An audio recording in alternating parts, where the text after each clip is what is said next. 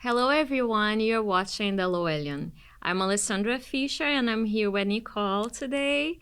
And she's from the Portuguese American Digital Archive. How are you doing, Nicole? Doing very well. Thank you so much for having me. I'm very excited to be here today with you. And first of all, do you speak any Portuguese? Eu falo português, sim. Fala! Yeah. Wow, that's incredible. Thank you. So let's start by you sharing a little about your work, about yourself. Sure. So my name is Nicole Catarino, and I am the digital archivist for the Portuguese American Digital Archive at the Center for Lowell History as a part of UMass Lowell. And so I am the sole archivist for PADA, which means that some of my duties include going out into the community and speaking with community members, acquiring new collections for the archive, digitizing and organizing any collections I may get, and then managing the existing collections as well. Okay. So, can you clarify if this is Portuguese speaking community members or restricted to a group? That's a good question. Yeah. So we tend to focus on mainland Portugal and the Atlantic Islands as well as the Azores. In the future, we would love to branch out to other Lusophone communities and other Portuguese-speaking communities. But right now, we focus pretty heavily on the mainland and the islands. Good, thank you. So how did the Portuguese community finance Lowell as part of their neighborhood home? Yeah, so the Portuguese community has actually called Lowell their home for over 200 years. Wow. Yeah, and so for this very long expanse of time, we tend to divide that into what we consider 3 different waves of immigration. And so those would be the pioneer generation, which was the first wave, and then what we call the first wave of immigrants and the second wave of immigrants. And so the pioneer generation, these were the very first, the earliest immigrants of the Portuguese community. And this wave tends to span from the late 18th century, so it goes all the way back there, up to about the 1870s. And so the main motivation for many of these Portuguese immigrants to come to America, and in our case specifically Massachusetts, was actually the whaling industry. And so what would happen is a lot of these whalers would hire Azorian sailors for their ships. And as the decades continued, they would, Portuguese immigrants would look for more factory and agricultural opportunities here in America. Actually, funny enough, by the 1850s, that was when the California gold rush was happening. And that's why there's a Portuguese community in California, and specifically San Francisco, because of that. But by the time you get to the 1870s, that's around the time that the textile mills and the garment shops started hiring Portuguese immigrants. And that's how we ended up with several Portuguese immigrants starting to make their home in Lowell. And so then by the 1880s, you kind of skip ahead to this first wave of immigrants, right? And this wave accounts for the majority of the mainland Portugal immigrants and the Atlantic Island immigrants, as well as their children. And so this wave tends to span from about the 1880s to the 1940s. And again, there were many, many immigrants coming over in search of these factory jobs. Funny enough, around the same time, this is when Portuguese immigrants also started to move to Hawaii to work on the sugarcane plantations, and that goes until about the 1910s. But this immigration really doesn't slow down until the 1920s, or specifically 1921, with the Emergency Quota Act that gets put into place, which seeks to put a literary requirement and a quota, depending on census numbers from these countries. And this was enacted specifically to target the Southern and Eastern European countries because a lot of these immigrants were unfortunately illiterate when they were coming over. And more importantly, at that time, they were Catholic. And so they were really trying to slow the immigration. But of course, the Portuguese immigrants, the immigration came back with a fervor in the 1950s. And this is our kind of third and final wave, or what we call the second wave of immigrants. And this was a result of the Capelinhos volcano eruption in 1957 on the island of Faial in the Azores. And so this is the time that we see the biggest Azorian immigration movement, and that lasts until about the 1980s. And so the reason for this is because in 1958, Congress enacted an act called the Azorian Refugee Act, which was actually co-sponsored by Massachusetts Senator at the time, John F. Kennedy. And this made 1,500 visas available for some of the victims of the volcano eruption. And so they were able to move to America in the Massachusetts area. And then this act was reinstated 3 years later. And so more visas were handed out. And then in 1965, the Immigration and Nationality Act was put into place. And this allowed for a big change, which was if you were a non-resident of America, but you had a family member who was a legal resident or an American here in America, they could sponsor you to come over. And so many of the Azorean immigrants who had come in the 50s and 60s because of the eruption through those visas were now able to sponsor their other family members in the 70s and 80s to also come to these places, one of which obviously included Lowell. And so that's kind of how we got the Portuguese community that we know and love today. Yes. Thank you for sharing. It's very interesting. It's very important to know our history, right? Absolutely, of course. Talking about that, can you share a little bit, based on your work, the contributions that you see made by the Portuguese community in Lowell? Yeah, absolutely. I mean, the Portuguese community in Lowell is such a big part of Lowell's overall culture.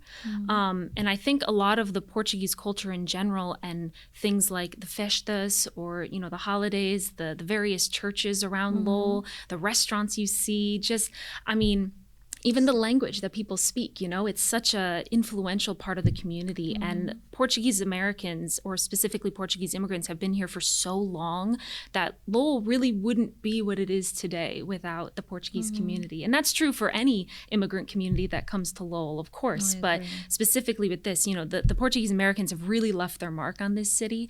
And, Lowell and Back Central and this whole area, it is so strongly influenced by the culture that exists. Yes, I agree. And the language, talking about the language, I was reading that Portuguese, the third language, was spoken in Massachusetts. First English, Spanish, then Portuguese. Yep. Yes. So what kind of documents do you collect? That's a great question. So technically, we collect anything of archival value, which of course means anything that's historically, educationally, or culturally significant to a community.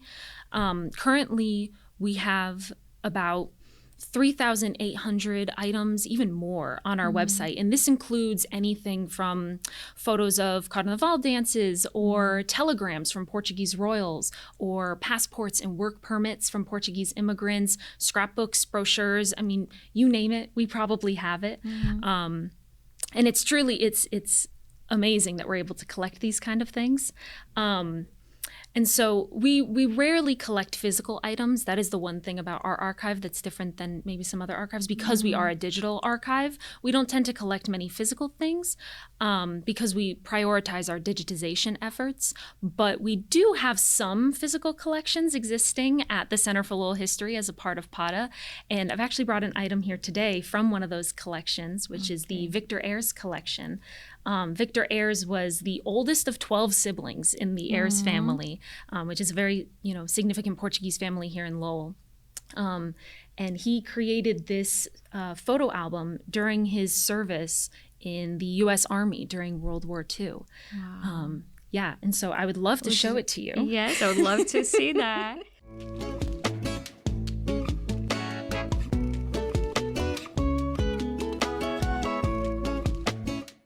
So can you share a little bit about the document that you bring? Yeah, absolutely. So like I said, this photo album was created by Victor Ayres when he was enlisted in the U.S. Army to serve in World War II. And you can say it says service album. And he created this with a lot of love and effort. And inside are a variety of photographs of himself and his fellow soldiers. Wow. And their time in the various training camps that he served in, no matter what the weather. We have pictures of snow, we have pictures of the warm summers, and he also included some pictures of his loved ones and family members waiting back home, which really warms your heart. So that's a picture of him as well. And the best part is that he put a lot of work into this. So he not only took these pictures, cut out these pictures, but he also captioned each and every one of them. And so you can really see his voice starting to shine through. And he puts his picture beside the church. Yes. Yeah. So he has pictures of his siblings waiting for him at home. He has pictures of, as he says, the girls back home in Lowell. And so this photo album spans about 1941 to 1943. So it really gives you a good understanding of, what he was doing at this time and the various things he was doing while training to enter the war. And so it's really incredible. And I love this item for so many reasons. I mean, it's amazing to look at. It's so fun to flip through. He was very funny, so a lot of his captions will make you laugh. But I think the thing I appreciate the most is just, it has so much personality, and it restores the personality and voice to these people who we otherwise would never have been able to meet, And it's working with items like this that really gave me the passion for archiving in the first place, and just being able to get a personal insight into what life was like, not only in the 1940s, but for a Portuguese American, specifically in the 1940s, and then what it was like to be a soldier serving in World War II, being from Lowell. All the various things he was going through on a day-to-day basis. And again, like I said, it gives a voice to somebody who otherwise may have gone voiceless in history. And so being able to see that and to protect his memory with the very item that he put so much love and care into, it's truly an honor. It's amazing. So yeah, we're very fortunate that we have this item at the archive. But the Ayers family is actually unique in that they didn't only just donate documents to the archives. So you mentioned, what documents we collect. We also focus on audio and visual recordings as well. So we're not only looking into, papers and pictures, but also things you can hear and watch. And as a result of that, we have several collections through PATA that showcase music. And so we have touradas, maybe. we have lots of fado, touradas, things like that. Yeah. And it's amazing. So we have the Oliveira collection, the music collection, and the Melodies of Portugal collection, as well as the Ayers family recordings collection. And all of these collections do an amazing job of showcasing Portuguese music and Portuguese radio shows and Portuguese band performances. A lot of these families had family bands, and so we have recordings of their performances as well. And so it's amazing. The previous PATA archivist, Nikki Tantum, did an amazing job converting a lot of these from cassette tapes and CDs to digital audio files, which again encompasses so much of the work that we do at PATA, is making things that are physical into something digital so then we can share it on a wider span. So it's great. So if you're ever interested in listening to some Portuguese music straight from Lowell, you can go to PATA and it's all right there at your fingertips. And thank you so much. That's amazing. I love that. Yeah. I was wondering if we have shared any recipes too. I would love so recipes, to have access to that. I would as well. And recipes are one of those things that we're always looking for more.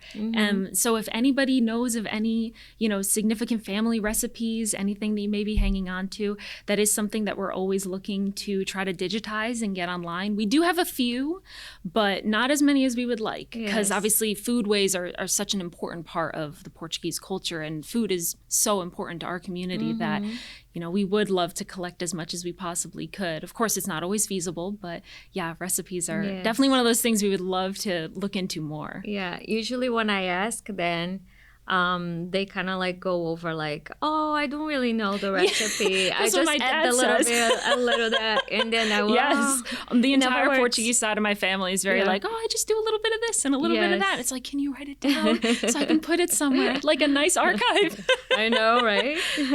That's fun. So have you noticed any trends with the Portuguese community for the past years? Yeah, so one of the biggest trends that we've noticed is, unfortunately, the disappearance or the slow dispersal of the Portuguese American community. After the 1980s, around the time that last wave of immigration had kind of ended, one of the trends that was observed was a lot of children from that generation were slowly starting to move out of the back central area in Lowell. A lot of parents were choosing to raise their kids elsewhere. And so what happened is the Portuguese American community, grew in a sense, but just outside of Lowell.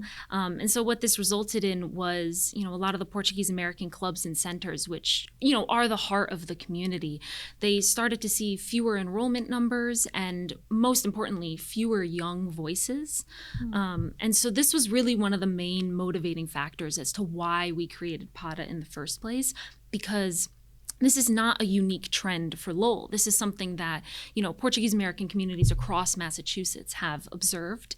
And so we really want to focus on collecting as much of the Portuguese American history and culture that we possibly can before, God forbid, it becomes much harder to collect. And we also want to show the Portuguese American community that, their history is important, and it's important no matter how small or personal it may feel, anything from family recipes to photographs to papers, it doesn't have to be something massive and significant to still be important to an archive.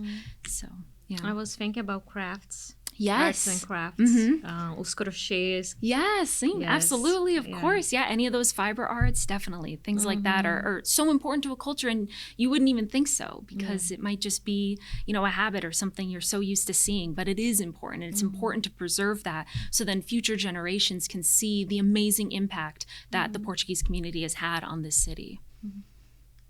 How can we contribute to that?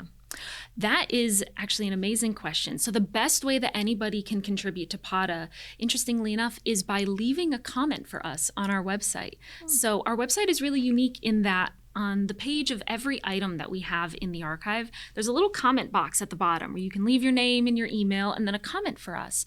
And we really rely on community efforts in the first place to be able to, source our collections.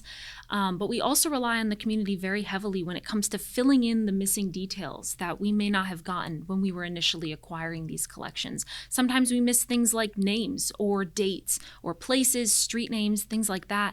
And so we have these amazing photographs up in our archive that, other than us saying man at beach, we don't have any other information aside from that.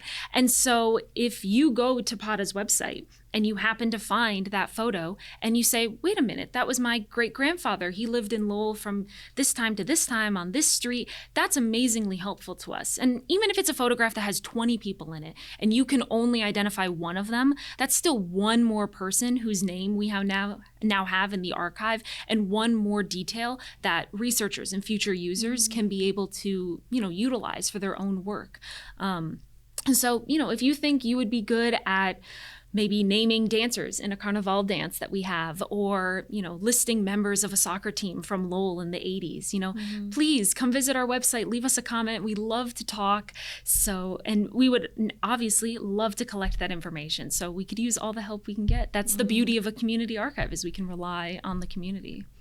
So I also have every year the Portugal Day. I would imagine you have a lot of material from that, like all the queens. Absolutely, yes. We have a lot of pictures of the Holy Ghost queens and the São João queens, and videos, even recordings of the parades. And we have a lot of amazing things on PADA. So, and how folks can have access to the catalog? Yeah, so the best way to browse our catalog is, naturally, you can find our website at umlportuguesearchives.omeka.net, or you can just look up UML PADA and it'll probably come up on the first Google search. And our catalog is pretty much completely accessible to anybody who would like to view it. So because everything's digital, it's right there at your fingertips. And so if you come to our archive and you say maybe don't have an idea of what you want to research, but you want to look at the Portuguese archives, the best way to do that, you can browse our collections and see everything we've ever collected over, the, oh my gosh, almost 5 years that we've been doing this now. Or if you know that there's a specific time period that you want to look into, like say maybe you were in a parade at that time, or that's the year that you moved to Lowell. We also have a feature where you can browse by date, and everything's separated by the decades. And so you can go and search and see see every single item that falls under that time period. Or say maybe you come to the archive and you're like, I don't know what I want to look at, but I know that I really want to look at the bullfights. Yeah. Then you can browse by our subject headings, which is what we use as archivists to organize our items based on what they're about and what they're, discussing. And so you can click on, say, bullfights or music or folk dancing or politicians or, anything that might catch your interest. And we have the whole list there that you can look through and see pretty much everything, again, that's ever been separated into that category. And then finally, one of the coolest features that we have, at least in my opinion, is we have a map on our archive where every item that we have an exact location for, whether it's, a parade or it was taken out of center, or it was in this specific building, we pin it on the map. And so you can go to the map and see the full coverage of everything that we've ever collected. And you can zoom out and you can see, the international reach that we have as well. And so you can zoom in and say, oh, I wonder if there's anything on my street or anything at my church. Yeah. And you can zoom in and see, we have 20 items here. We have 400 items there, and you can look through every single location, which again is just another amazing way to access the archives. But yeah. Is it accessible in other languages? That is a great question. So unfortunately, right now, the archive itself is not bilingual, but what we collect is. So there are, a number of documents on there that are in Portuguese that we either translate in the description of the item or, we describe in some sort of way. But you can still view it in the original Portuguese text. I mean, we have items on there that are in Spanish and Latin as well. So if anybody else wants to flex their language skills. But yeah, unfortunately, the archive is not in Portuguese, but our collection is, we obviously don't want to discriminate in any way, shape, or form based on language. So the items themselves are in Portuguese as well, which is great. And do we have to schedule an appointment to go over that? Is material? Another good question. So viewing PATA, anybody can view PATA. You can view PATA from any device you have that can get onto the internet. So, anything where you can type in PATA into your search bar, you can visit it. But if you would like to see any of our physical collections that we have, the very few that we do have, or if you would like to talk in person or conduct your own research based on what we have, then yes, making an appointment with us is the best way to do that. And you can do that by going to the Center for Lowell History's website and making an appointment. There's a form there that you can fill out. Let us know your research need, and I will be the person to talk with you directly. I always love talking to people about the archives. So, please feel free at any point to make an appointment. Or if you're interested in just discussing PATA, you can always reach us at our email, which is pata@uml.edu. And again, I'm always happy to answer questions. That's where you can also leave comments. If you don't feel comfortable leaving comments on the website, but you still want to let us know about something you may have found, that's another great way to do it. So yeah, there's a number of ways to get in contact with us, but that's the best way. I enjoy talking to you today. It was a Thank you delight. so much. And I learned so much about Prada. So I don't know if you want to share anything else with us. Yeah, I will say follow us on our Facebook page. We're at UMass Lowell Portuguese American Digital Archives. I post there twice a week to showcase the various items that we have in the collections. And that's also the first place where I post when we have a new collection that goes up as well. So if you want to stay up to date with us, following us on Facebook is the best way to do it. And if you are interested in, immersing yourself into the Portuguese community, there's actually an event coming up through UMass Lowell called The Sounds of Portugal, an evening of fado. So if you would like to listen to some Portuguese music that's going on, the Saab Center is putting this on, the Saab Center for Portuguese Studies, and they're putting it on. They've been an amazing partner for us at PATA. It's thanks to them in the University of Massachusetts Lowell libraries that, we're even able to do this in the first place. So it's if you would like to immerse yourself and get that experience of listening to Portuguese music, please feel free to join us. I believe it's March 22nd. March 27th. I'll be there. Perfect. Great. Thank you so much, Nicole. Thank you so much for having me. This has been wonderful. So you're watching the Lowellian. I'm Alessandra Fisher. This is Nicole from the Portuguese American Digital Archive, PATA. Thank you. Thank you.